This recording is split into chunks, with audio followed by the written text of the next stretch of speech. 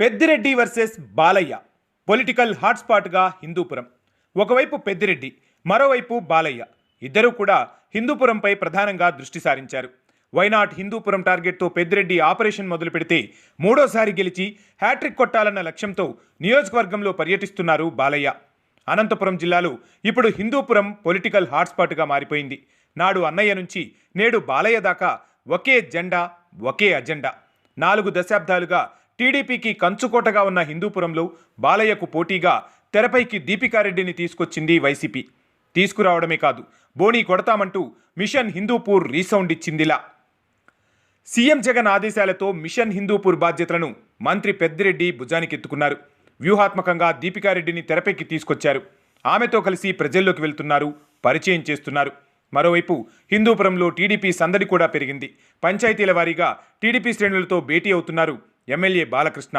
Hat trick పక్క, డౌటే లేదు అనే రేంజ్లో బాలయ్య హిందూపురంపై దృష్టి సారించారు.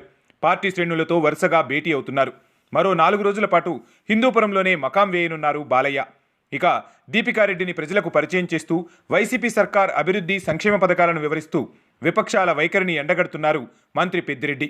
అలా పెద్దిరెడ్డి, బాలకృష్ణ పోటాపోటీ సమావేశాలతో హిందూపురంలో రాజకీయం వేడెక్కుతోంది.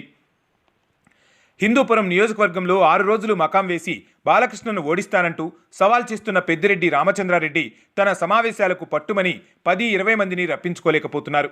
మొదటి రోజు ఆయన నిర్వహించిన సమావేశాలకు జనం అసలు లేకపోవడంతో పరిశ్రమ కార్మికులను పంపించాలని యాజమాన్యాలను ఒత్తిడి చేశారట. ఒప్పుకోకపోయేసరికి కరెంటు తీసేస్తామని బెదిరిస్తున్నారట. దీంతో అందరినీ కంపెనీ బస్సుల్లోనే మంత్రి పెద్దిరెడ్డి సమావేశానికి పంపించారు.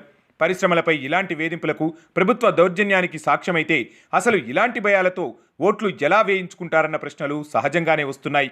పెద్దిరెడ్డి రాజకీయం చేయడానికి వారం రోజులు పర్యటిస్తే ప్రజలంతా పనులకు వెళ్లకుండా, ఆ నియోజకవర్గంలో ఫ్యాక్టరీలు తెరవకుండా చేసి కూలీ పనులు చేసుకునేవారిని పంపించాలా అన్న ప్రశ్నలు ఉత్పన్నమవుతున్నాయి.